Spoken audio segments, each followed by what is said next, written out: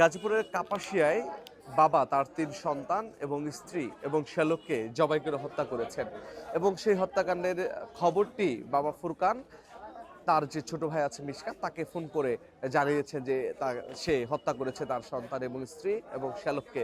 এরকম হচ্ছে মর্মান্তিক ঘটনা ঘটেছে গাজীপুরের কাপাসিয়া এই বাড়িটিতে।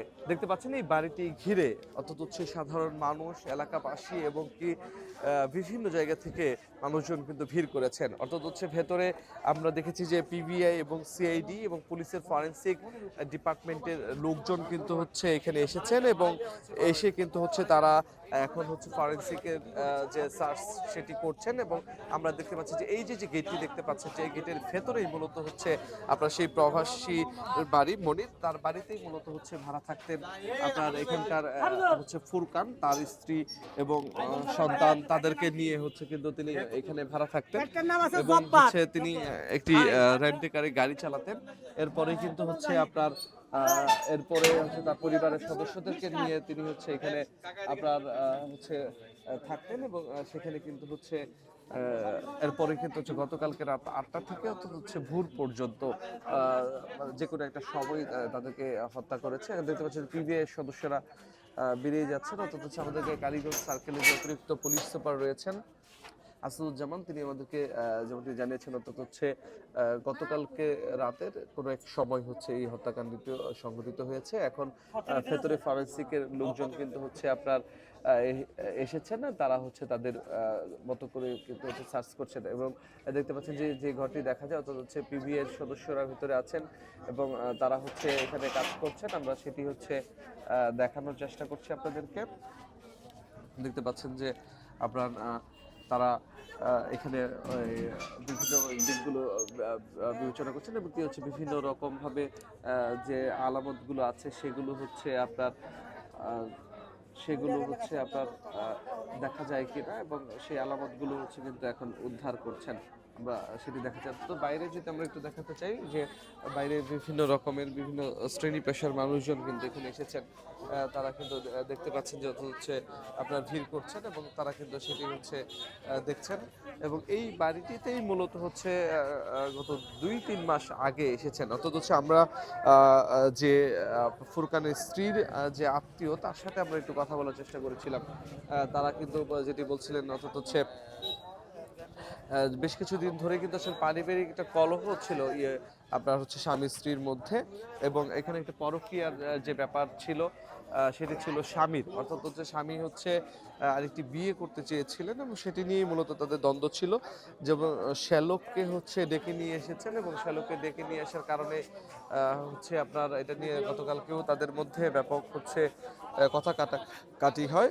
সেই কথা কাটির এক পর্যায়ে কিন্তু হচ্ছে তাদের উপর কিন্তু হচ্ছে আপনার হামলা চালানো হয় এবং এর পর্যায়ে কিন্তু হচ্ছে সেটি কিন্তু আবার নিবৃত হয়ে যায়।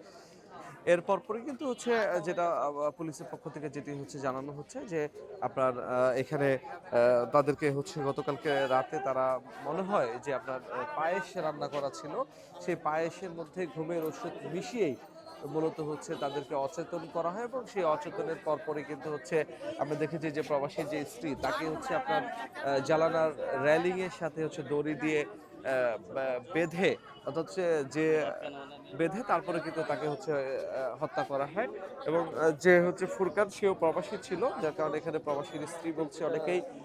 আমরা শুনেছি যে সেই ঘটনার পরেই কিন্তু হচ্ছে তাকে প্রথমে মারা হয় এবং এর পরপরই হচ্ছে আমরা দেখেছি যে খাটের উপর আপনার যে শ্যালক ছিল সেই শ্যালককে হত্যা করা হয় এবং এরপরে হচ্ছে যে একে একে করে 3 শিশু, সেই 3 শিশুদেরকেও কিন্তু হচ্ছে তারা মেরে ফেলে। আমরা যেটা শুনেছি যে মারিয়া এবং ফারিয়া মিম এই 3 জন শিশুর নাম আমরা শুনতে পেয়েছি। আমরা সেটি আমরা কিছুক্ষণের মধ্যে পুলিশের পক্ষ থেকে আনুষ্ঠানিকভাবে ব্রিফ করা হবে, সেই ব্রিফটিও আমরা হচ্ছে আপনাদেরকে জানাবো। আমরা বাইরে একটু কথা বলতে চাই যে মধ্যে একটু যদি জায়গা দিতেন আমাদেরকে, আমরা একটু কথা বলতে চাই যে এখানে একজন কথা বলছেন। তখন আসে আমাদের এই যে জমির মধ্যে এভাবে মরি রয়েছে।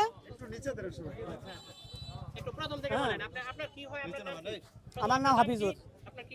আমার হলো শালি, আমার শালি আর আমার শালা আছে এই জায়গায়, আর তার 3টে বাচ্চা আছে। কি ঘটনা ঘটছে, কি হয়েছে একটু বলেন তো? এখন এই যে রাত্রেবেলায় ঘটনা ঘটছে, এখন মনে হয় যে হয়তো আমার এই বাইরে ফোন দিছিল, দেওয়ার পরে তার মনে হয় যে বউয়ে মনে হয় শুনছে, সে হয়তো ওখান থেকে আমার শ্বশুর বাড়ি ওদিকে ফোন দিছে আমাদের সকালবেলা। হইছে বা কি কারণে হইতে পারে এটা কাকা বলতে পারতাম না আমরা। কিসের জন্য হইতে পারে এটা আমরা একটা প্রাথমিক একটা নেশা করতো নাকি মাদকাসক্ত ছিল?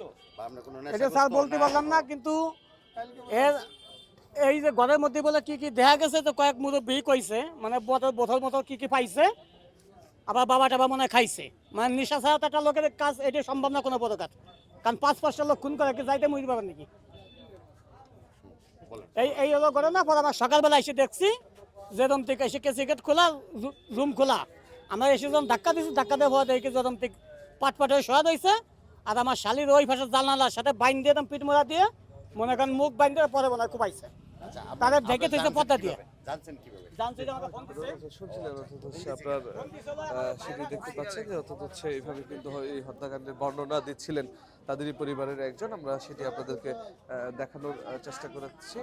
অর্থাৎ হচ্ছে আপনার এইভাবেই কিন্তু যে সেই হত্যাকাণ্ডটি হচ্ছে আপনার সংঘটিত হয়েছে। পুলিশ কিছুক্ষণের মধ্যেই লাশ ময়নাতদন্তের জন্য বের করে নিয়ে যাবেন এমনটি জানাচ্ছিলাম।